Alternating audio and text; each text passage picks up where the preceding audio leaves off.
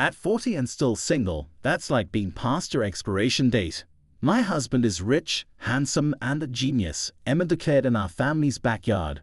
The gathered crowd began to murmur, looking at us with confused expressions. It was understandable. After all, we were the only siblings raised in this house together since we were kids. I've always been at the mercy of Emma's whims. Each time, I was told to endure it because I was the older sister, but I couldn't take it anymore. I've decided not to hold back my feelings towards Emma any longer. My name is Sophia Brown, a 40-year-old housewife. I used to work in medical administration, but I quit when I had my daughter, who's now 5. I spend more time at home, but waiting for my kindergartner daughter and my loving husband to come home is always a joy. Sophia, I'm home. Welcome back, Charlotte. Dad's home. Daddy, welcome back. Hey Charlotte, did you have fun at kindergarten today? Yep, guess what happened today? My husband Noah is a doting father, always actively involved in parenting and household chores. Even though I'm a stay-at-home mom, he makes sure to give me days off from household duties when he's not working. He's an understanding husband. Wow, you've drawn this really well, right? This is mommy, this is me, and this is daddy. That's amazing. Thank you, I'm so happy. Our 5-year-old daughter Charlotte loves drawing, especially pictures of our family. Her shy smile when praised by her dad is just adorable. You've really drawn this well. Do you enjoy drawing? Yeah, I'm always grateful for my 2 loved ones. One day, I received a call from an unknown number. It seemed suspicious, but it could be about my family, so I answered. Hello. Oh, Sophia, you're still alive. It was Emma, my sister with whom I had severed ties 15 years ago. Ha, Emma, why do you have my number? With enough money, it's easy to find out. Ah, I know what you live to. Don't try to run away. What do you want? We've cut ties with you and your family. Emma's high-handed attitude was about to provoke me, but I restrained myself and asked her. Oh, right. Grandma passed away. I didn't want to contact you, but it was her will. She wants you at the funeral. All right, when is it? She informed me of the funeral's date and ended the call. Just before hanging up, Emma mentioned she had found my social media account. Looks like you're living quite. Modesty still single, I presume. No ring in sight and not much activity on your account. Hope you don't end up lonely in your old age. I could hear her trying to suppress her laughter. The memory of Emma's sneering face from the past came to my mind, stirring up emotions, but before I could respond, the call ended. Emma and I were siblings from a reasonably well-off family, or rather we were. Our strict grandfather and kind grandmother raised us. Our father, their son, always followed grandfather's orders, while our mother, his wife, was always trying to please him. Growing up in such a family, I was always treated differently from my sister Emma. The reason, it seemed, was something as trivial as Emma resembling our father more. I, who took after our mother, was cherished by her and our kind grandmother. But in a household where patriarchy prevailed, not being favored by my grandfather and father was a significant issue. Emma's whims were always indulged, and I, being the elder sister, was always forced to endure. Whether it was toys, hobbies, or even meals, it wasn't rare for things to become Emma's only. This had been the case ever since I could remember, back when Emma was just a baby. Yes, our family had money. However, I wasn't allowed to go to a private high school. Instead, I attended a local public high school. Emma, on the other hand, got into a prestigious private school for girls, famous in the area. She was driven to and from school every day, and after school, she would invite friends over for tea. There was this one time I happened upon that scene. Unaware, I walked into the garden where Emma and her friends were having tea. Right, isn't it? Oh, is that you, Sophia? Ah, yes. Could you please disappear somewhere? Your gloomy face is bothering us. Me in this house where Emma's whims were law. She grew up spoiled. She was mean in front of me and played the good child in front of our grandparents and father. As I walked away, she answered her friend's question with a sneer. Yes, my sister, hopeless and so dull. After graduating high school, I saved up and went to a vocational school to become a medical administrative assistant. I felt fulfilled being able to help not only patients but also doctors and nurses. I met William Thompson, an elite and very smart man, soon after I started working. He was a trainee doctor at the hospital where I worked. We went out for meals occasionally and there was a good vibe, but I felt like we needed a push. I talked to my mom about him during a rare visit home, and then Emma showed up. She usually avoided speaking to me. I stopped talking abruptly and waited for Emma to leave, but unexpectedly she smiled warmly and approached me. "Sophia, you've met someone wonderful, haven't you? I'm envious. Can you tell me about it?" Despite all the terrible things Emma had done, I still wanted to get along with her as my sister. Her conversation and smile lifted my spirits, and in the happy moment with my mom, I shared about William. "You should definitely make a move, Sophia. Go for it." Mom seemed to agree, and encouraged by them, William and I officially started dating. "Emma, we're now a couple." "Thank you. Congratulations, Sophia. I'd love to meet him at our house sometime." I felt relieved seeing Emma's smiling face. I thought her attitude had changed for the better, becoming more mature and reasonable since I moved away from home. I thought our relationship was finally getting better, but then I had to sever ties with Emma because she stole my fiancé. My relationship with William had been going well for several years, and he finally proposed. We had promised to marry, and we were so happy. Before visiting my parents to announce our engagement, I decided to introduce William to Emma first. We arranged to meet, the three of us. When Emma saw my fiancé, her face lit up as she spoke to him. "I never knew you were such a wonderful person. I wish I had met you first." "Oh, stop it, Emma. Just kidding." I was happy that Emma, who used to be so cruel, could now joke around with me. "Please take good care of my sister." "I will absolutely." I was so moved by their exchange that I started to cry. Emma gently patted my back. Grateful for their warmth, I thought about how happy I was going to be. A month later, as I was thinking about visiting my parents with William, the reality hit me. William called me.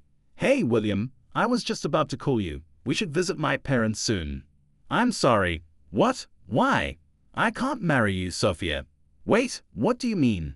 "I'm sorry. Please don't contact me again." "William, wait, what's going on?" The call ended abruptly, and all attempts to reach him were blocked. I was confused about what happened and went to my parents' house a few days later. There seemed to be guests over. I saw Emma and her guests back in the usual gathering room. In front of them were my grandparents, and beside Emma, I recognized William's back. They turned around. William and Emma.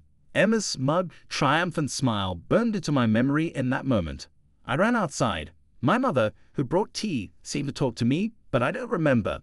I found myself crouching on a park bench. The rain started to pour, getting heavier, but I didn't care. Then my phone rang. It was from Emma. "I'm sorry, Sophia," Emma said, but she didn't sound remorseful at all. "What do you mean by this?"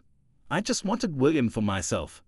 Her voice reminded me of how she used to beg for toys or food when we were little. "Remember, I said I wish I had met him first." Emma and William had exchanged numbers when we met as three and had been meeting secretly. They even became intimate recently. "Why? Why would you do this?" "Oh, Sophia, you knew, didn't you? What's yours is mine." Being nice to William was all a lie to make him mine. "Thank you for introducing such a wonderful man to me. It's only natural it turned out this way. I'm more attractive than you. It was just a matter of order. Bye." The call ended abruptly. I changed my phone number and tried to move on from the betrayal. I cancelled my number, my apartment lease, and changed jobs. I couldn't continue to work at the same place as William. I cut off ties with my family, including Emma, and hadn't seen them since. Emma's claim about finding my social media account was true, as she sent me a friend request. Her account was full of happy, glittering posts. One of them was posted just 5 minutes ago. Finally found my dear sister's account after contacting her for the first time in a while. Such a modest life, I couldn't imagine living like that, but she's still my only beloved sister. She even linked to my account in the post, which attracted many comments from her friends. "Really? It's hard to believe she's Emma's sister, living like that. She hasn't changed a bit since I last saw her. But Emma, you're wonderful to still care for her." I couldn't bear it anymore and turned off my phone. It seemed like she sent me the friend request just to show off. My old feelings towards Emma resurfaced. I couldn't keep tolerating her. A desire for revenge began to grow within me. On the day of our grandmother's funeral, I showed up as Emma had demanded. "Oh, and you came, just like in your social media post, such a plain look." "Hello, William looks well." William averted his gaze uncomfortably. I never intended to see them again, but I couldn't refuse my grandmother's last wish, who always cared for me despite my grandfather's shadow. "Mom, who is this?" A boy about 5 years old approached. He looked like Emma. "This is my sister." "Ah, you look old. Mom is prettier," he he said innocently, reminding me of a young Emma. "Isn't that nice? Let me introduce you. This is my son Thomas. He goes to a private kindergarten. The entrance exam was tough, but he's smart like William. My pride and joy." Emma spoke with a triumphant look. "You're alone, Sophia. Oh right, you're not married. I saw it in your post, no ring in the photo of your hand." "Oops, my mistake." She was referring to an old post of mine. Being single at 40 is like being past your expiration date. My husband is rich, handsome, and a genius. Emma laughed uncontrollably. "Mom." Then Charlotte ran up to me. "Careful, Charlotte. Running is dangerous." Sorry, but it looked like Mom was being bullied really. Noah, who had parked nearby, came over and picked up Charlotte. "Ah, Mom. Well, I might as well introduce them now. This is my husband, Noah Brown, the hospital director of a nearby hospital, and our daughter, Charlotte." "Wait, Noah Brown, the youngest ever director of Williams Hospital?" "Yes, that's right. Noah and I met when I got a new job at the hospital after cutting ties with my family. At the time, Noah was a fledgling doctor drawn to my careful patient interactions and efficient support of doctors and nurses. We started dating sincerely." Emma and William were dumbfounded.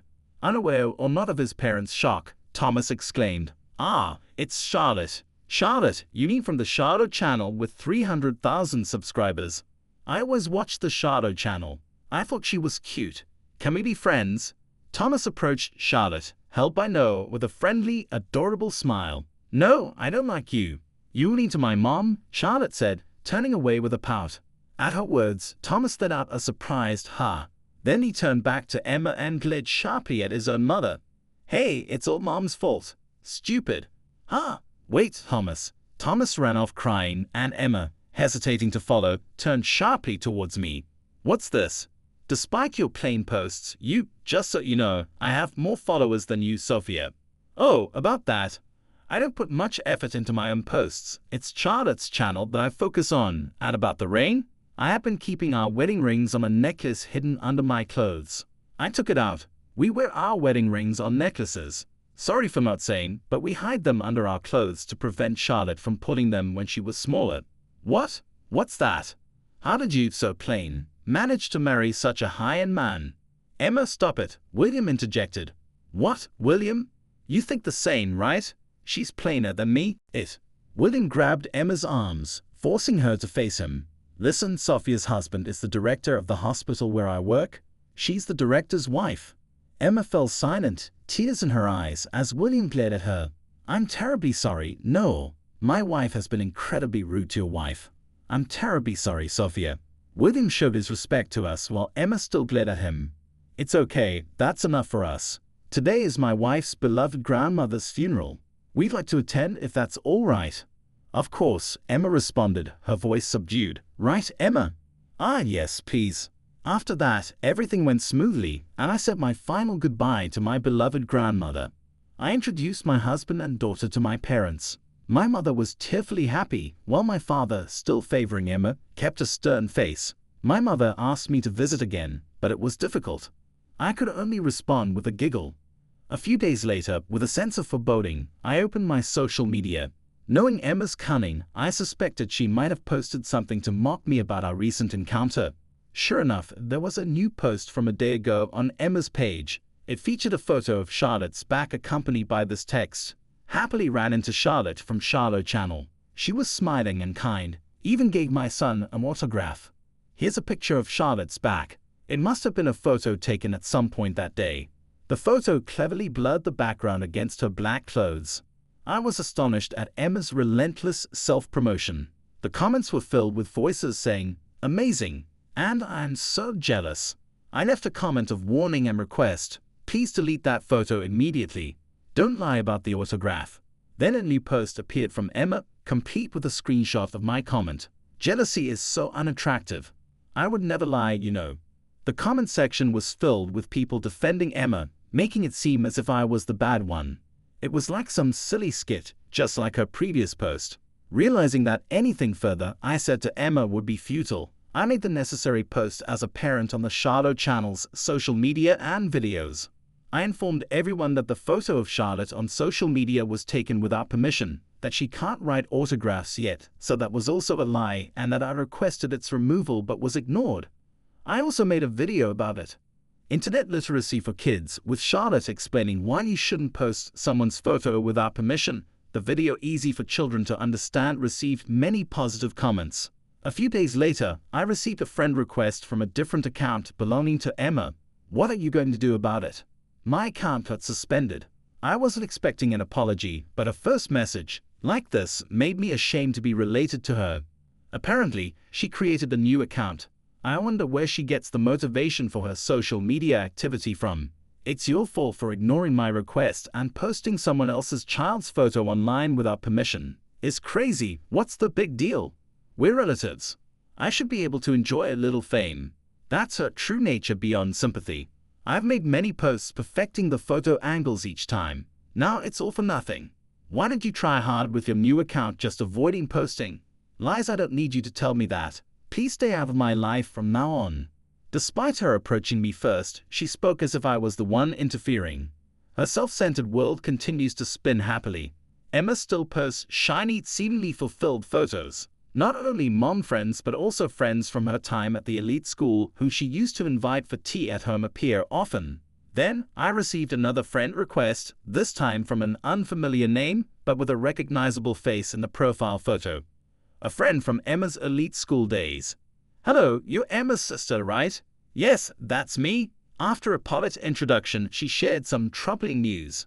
Actually, I'm having a bit of trouble because of Emma. Trouble? What kind of trouble? What she revealed was astonishing.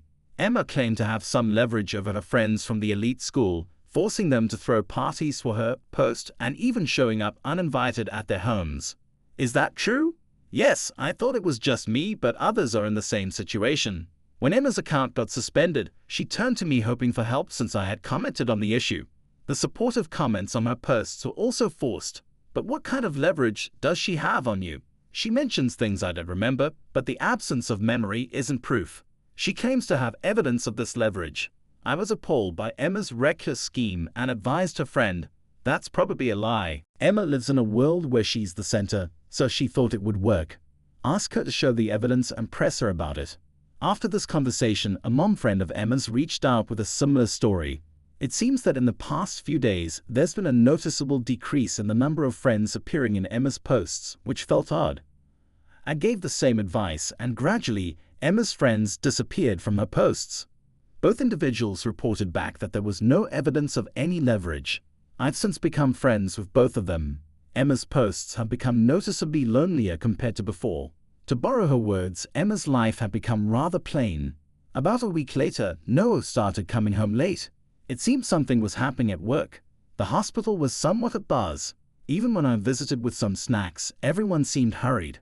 The nurses were very grateful for the snacks, but when I suddenly inquired, they responded, I can't say, and I ended up feeling awkward, causing them to feel embarrassed. A few days later, when his work had calmed down, Noah came home late and without even stopping to look at Charlotte's sleeping face as he usually did, he spoke to me with a serious expression. It's about William, Emma's husband. What about William? It turned out William had made a medical error. A medical error. Apparently, the past few days had been spent dealing with necessary hospital procedures and addressing patients and their families. It seems William was trying to hide it, but it was discovered after an anonymous message to the hospital. Noah conveyed to me with a grave face that such actions were unacceptable for a doctor responsible for lives. Yes, I agree. A doctor entrusted with lives should never betray the trust of their patients. Right? That's why we had to ask William to leave. It's essentially a dismissal. Furthermore, William had a bad attitude at work, making his re-employment prospects slim. Noah was aware of my family situation as I had told him during my grandmother's funeral. He talked to me about Emma's family out of concern. I later learned about Emma's subsequent situation through a phone call from someone. It's been a while, Sophia. Mom, my mother, who had been restricted from contacting me by my father, told me that Emma had been disowned by our family. Emma, it turned out, had divorced William after his medical error came to light, and their constant fights became unbearable. With William losing his job and financial stability, Thomas ended up in a facility. This incident also seems to have revealed Emma's true colors to my father. So you didn't take in Thomas. Neither Dad nor I could do it. We're old and might need a facility ourselves soon.